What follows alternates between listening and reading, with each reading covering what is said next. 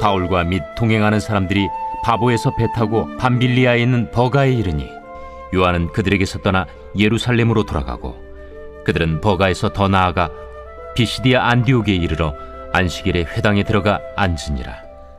율법과 선지자의 글을 읽은 후에 회당장들이 사람을 보내어 물어 이르되, 형제들아, 만일 백성을 권할 말이 있거든 말하라. 바울이 일어나 손짓하며 말하되, 이스라엘 사람들과 및 하나님을 경외하는 사람들아, 들으라.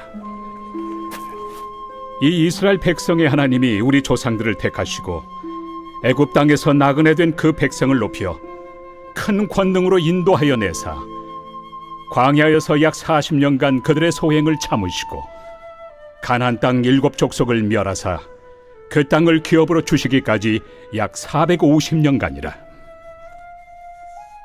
그 후에 선지자 사무엘 때까지 사사를 주셨더니 그 후에 그들이 왕을 구하거늘 하나님이 베냐민 지파 사람 기스의 아들 사울을 40년간 주셨다가 패하시고 다윗을 왕으로 세우시고 증언하여 이르시되, 내가 이새의 아들 다윗을 만나니 내 마음에 맞는 사람이라. 내 뜻을 다 이루리라 하시더니 하나님이 약속하신 대로 이 사람의 후손에서 이스라엘을 위하여 구주를 세우셨으니 곧 예수라. 그가 오시기에 앞서 요한이 먼저 회개 세례를 이스라엘 모든 백성에게 전파하니라. 요한이 그 달려갈 길을 마칠 때에 말하되, 너희가 나를 누구로 생각하느냐? 나는 그리스도가 아니라 내 뒤에 오시는 이가 있으니 나는 그 발의 신발끈을 풀기도 감당하지 못하리라 하였으니, 형제들아, 아브라함의 후손과 너희 중 하나님을 경외하는 사람들아, 이 구원의 말씀을 우리에게 보내셨거늘 예루살렘에 사는 자들과 그들 관리들이 예수와 및 안식일마다 외우는 바 선지자들의 말을 알지 못하므로 예수를 정죄하여 선지자들의 말을 응하게 하였도다. 죽일 죄를 하나도 찾지 못하였으나 빌라도에게 죽여달라 하였으니 성경에 그를 가리켜 기록한 말씀을 다 응하게 한 것이라. 후에 나무에서 내려다가 무덤에 두었으나 하나님이 죽은 자 가운데서 그를 살리신지라. 갈릴리로부터 예루살렘에 함께 올라간 사람들에게 여러 날 보이셨으니 그들이 이제 백성 앞에서 그의 증인이라. 안녕하십니까, 근수가족 여러분. 매일 말씀의 김예찬입니다. 사도행전 13장을 계속 보고 있습니다. 13장이 매우 특별한 이유는 뭐냐면 우리가 너무 사랑하고 존경하는 바울 사도가 그의 본격적인 전도 여행이 시작된 1차 전도 여행의 장면이기 때문입니다. 여러분, 우리가 어제 본문은 이 구브로라고 하는 곳에서 바울과 바나바가 하나님과 함께 이제 전도를 나갔던 일이었고요. 오늘 본문은 이제 구브로에서 이제 바예수와 서기어 바울에게 복음을 전하고, 이 바예수라고 하는 사기꾼에게 하나님의 준엄하신 하나님의 성포를 보여줬던 아주 영광스럽고 놀라운 본문이 이제 어제 본문이었죠. 오늘은 그 구브로라고 하는 이 섬 지역에서 다시 내륙 지역으로 들어와서 이번에는 비시디아 안디옥이라고 하는 곳으로 들어와서 사역을 하게 됩니다. 여러분, 바울과 바나바를 파송했던 곳이 안디옥이었죠. 그런데 비시디아 안디옥은 다 좀 떨어진 비시디아 지역에 있는 또 다른 안디옥이라고 하는 동네라고 보면 되겠습니다. 여러분, 보면은 13절에 바울과 동행하는 사람들이 바보에서 배를 타고 밤빌리아에 있는 버가에 이르니 요한은 그들에게서 떠나 예루살렘으로 돌아왔다. 여러분, 여기서 이제 마가라고 하는 요한이 1차 전도 여행 바울과 바나바에게서 도망가는 모습을 보게 됩니다. 여러분, 나중에 이 일은 2차, 3차 전도 여행 때 바울과 바나바가 다투게 되는 그런 원인이 되는데요. 무슨 일이 있는지는 정확히 알 수 못하지만 마가 요한이 중간에 이탈하게 되는 것으로 보입니다. 14절입니다. 버가에서 더 나아가서 비시디아 안디옥에 이르러라고 되어 있죠. 그리고 그들은 유대인이었기 때문에 안식일에 회당에 들어가는 매우 자연스러운 그러한 일들을 보게 됩니다. 그런데 이제 15절에 율법과 선지자의 글을 읽은 후에 회당장들이 사람을 보내어 물어 이르되 형제들아 만일 권할 말이 있거든 말하라 하니, 여러분 여기서 무슨 일이 일어났냐면 율법과 선지자의 글을 읽은 후에, 여러분 그 당시에 안식일 날에 회당에서 유대인들이 모여서 그들만의 예배를 드리죠. 여러분 그런데 이때 회당장들이 한 일은 뭐냐면 그날에 맞는 토라 포션, 그러니까 그들의 읽어야 될 어떤 성경의 본문을 읽은 다음에 말씀을 풀고 말씀을 강론할 수 있는 사람이 그 말씀을 가지고 회당에 모인 사람들에게 이제 말씀을 풀었던 것을 자주 볼 수가 있었던 것 같습니다. 그런데 무슨 일이 있었냐면 그 바울과 바나바는 그때 딱 맞춰서 간 거지 미리 그들이 가겠다 이렇게 말한 적이 없었죠. 그런데 이제 이 해당장들이 바울과 바나바에 대해서, 특별히 바울에 대해서는 알았던 것으로 보입니다. 그래서 바울에게 연락을 한 것이죠. 말씀을 한 겁니다. 혹시 권할 말이 있으면 해라. 그런데 바울이 바로 일어나가지고 손짓하여 말하죠. 그래서 이제 이스라엘 사람들과 하나님을 경외하는 사람들아 들으라 이렇게 하면서 이 스데반이 했던 것과 비슷한 설교를 하게 됩니다. 무슨 얘기냐면 하나님에 대해서 얘기를 하는 겁니다. 하나님에 대해서 무엇을 사용해서 하나님에 대해서 이야기합니까? 그렇죠.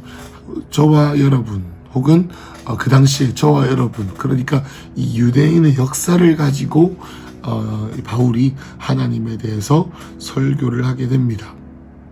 이런 겁니다.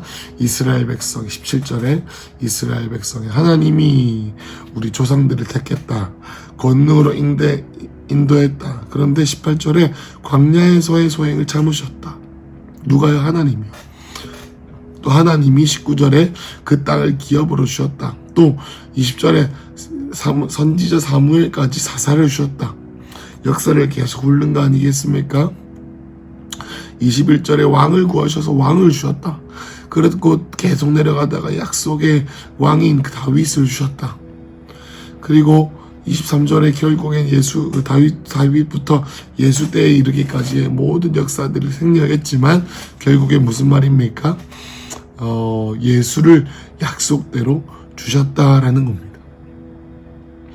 그래서 또 하나님께서 그가 오시기 전에 요한이 회개의 세례를 전파했고, 요한이 예수에 대해서 얘기한 얘기가 있는 바로 이것이 25절, 바로 신발끈을 묶기도 풀기도 감당하지 못할 만한 그러한 분이 계신다라고 말했습니다.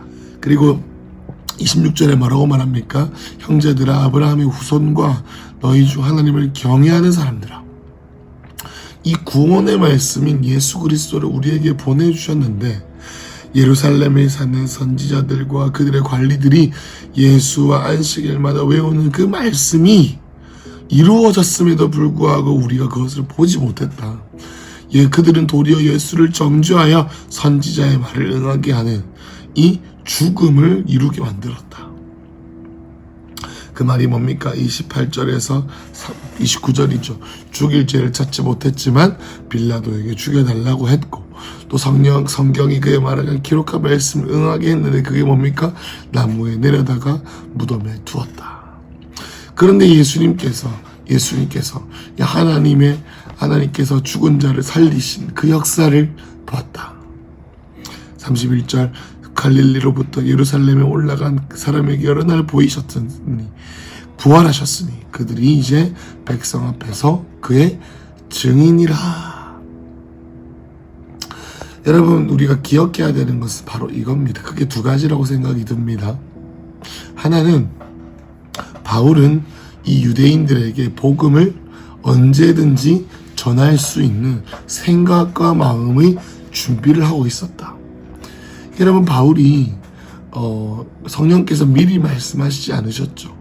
성령께서 바울에게 그래 너가 안식일날 그 회당에 들어가게 되면은 내가 너에게 복음을 전할 기회를 줄 것인데 네가 지금 준비해라 라고 하지 않으셨습니다. 예기치 못한 상황을 통해서 바울이 복음을 전하게 된 거죠. 여러분 바울이 이렇게 말했죠. 때를 얻든지 못 얻든지 복음을 전할 수 있는 기회를 얻으라 라고 말했습니다. 여러분 우리가 오늘 하루 주님께서 어떻게 우리에게 복음을 전할 수 있는 그런 기회와 방법들을 주실지 모릅니다. 여러분 그런데 바울은 항상 준비되어져 있었죠. 그것이 뭡니까? 두 번째 오늘 제가 말씀드리고 싶은 본문인데 그것은 뭐냐면 예수님의 증이 증거하는 증인이다라는 겁니다. 여러분 우리는 우리에게 없는 것을 얘기하지 않습니다. 여러분 바울은 바울에게 없는 것을 막 전하지 않았습니다. 바울은 이미 그가 알고 있는 것을 얘기했습니다. 그것이 뭡니까? 대상이 누구였습니까? 유대인이었죠. 그렇지만 그리고 그들이 무엇을 말했습니까? 그들에게 무엇을 말했습니까? 너희가 잘 알고 있는 그 예수, 너희가 잘 알고 있는 말씀의 성취가 예수인데 너희가 그렇게도 존경하는 유대인들이 그가 원하는 메시아의 형태가 아니기 때문에 죽였지만 사람은 그를 죽였지만 하나님은 그를 살리셨다. 그래서 그 하나님을, 그 예수님을 내가 증거한다라는 것입니다. 여러분 우리 마음 가운데 이런 마음이 있었으면 좋겠습니다. 나의 복음이 여러분 가운데 정립되는 한 시즌이 되시길 축복합니다. 여러분이 사도행전을 통해서 우리 가운데 연습되어져야 되는 것은 뭐냐면 그들이 그런 일을 했구나라는 것이 아니라 똑같은 성령께서 오늘 우리 교회와 우리의 가정 가운데 역사하실 텐데 그것은 뭐냐면 우리의 일상의 삶을 통해서 때를 얻든지 못 얻든지 복음을 전할 수 있는 기회를 주신다라는 건데 그것은 뭐냐? 우리에게 행하신 주님의 일을 나누어야 된다는 겁니다. 여러분 이 바울이 13절부터 31절까지 말하는 그 증인된 일은 뭡니까? 그 대상이 누구였습니까? 유대인들이었죠. 그 유대인들에게 말하기에 있어서 가장 좋은 말이 뭐였습니까? 그들의 역사를 통해서 말씀의 성취가 임한다라는 거였습니다. 그게 바로 예수다라는 겁니다. 너희가 계속 기다리고 애타게 기다렸던 이 메시아가 예수고 그 예수가 오늘 죽었다가 부활하셔서 너와 여러분과 함께하고 있다라는 것입니다. 여러분 오늘날의 삶 가운데 오늘 우리가 그걸 어떻게 적용해야 되겠습니까? 우리의 삶에 일어난 주님의 일로 우리가 증거해야 합니다. 여러분 복음을 가장 잘 전할 수 있는 사람은 저 같은 목사가 아니라 여러분 주위의 사람들에게 복음을 가장 잘 전할 수 있는 사람은 저의 말이 아니라 여러분의 말이라는 것입니다. 여러분 오늘부터 생각하고 우리가 머릿속으로 정리합니다. 그것은 뭐냐면 우리 가운데 행하신 주님의 일이 무엇인지 오늘 정리하시기 축복합니다. 여러분 하나님께서 여러분께 어떤 일을 행하셨습니까? 여러분 이스라엘 백성들에게 하나님은 참으셨습니다. 여러분 이스라엘 백성들에게 하나님께서는 기회를 주셨습니다. 여러분 하나님께서 이스라엘 백성들에게 구원을 주셨습니다. 여러분 하나님께서 이스라엘 백성들에게 부활하신 예수님을 보여주셨습니다. 그것을 믿는 자는 메시아를, 그것을 믿지 않는 자는 아직도 메시아와 구원을 기다리고 있습니다. 여러분 오늘 하루를 이용해서 우리의 삶을 통해서 우리 주위에 있는 모든 자들에게 하나님의 구원이 오늘 왔음을 선포해 줍시다. 그래서 성령의 능력으로 손을 얹은 즉 나음을 얻고 손을 얹어서 하나님이 어떤 분이신지를 보여주는 그러한 하루가 됩시다. 사랑하는 건축가족 여러분, 바울이 이와 같이 전도 여행을 떠나서 때를 얻든지 못 얻든지 전도하지 않았다면 결코 이 일이 일어나지 않고 이 일이 일어난 전도 여행들이 없었다면 이 선교들을 통해서 저와 여러분의 오늘 이 이방인에게 전해졌던 이 전도를 받지 못했을 것입니다. 우리가 사랑하는 복음, 나의 복음, 나에게 영한 복음, 이 오늘 우리의 삶을 통해서 사도행전 가운데 일어났던 똑같은 성령의 역사가 저와 여러분들을 통해서 전해지는 하루가 되시길 축복합니다. 기도하겠습니다.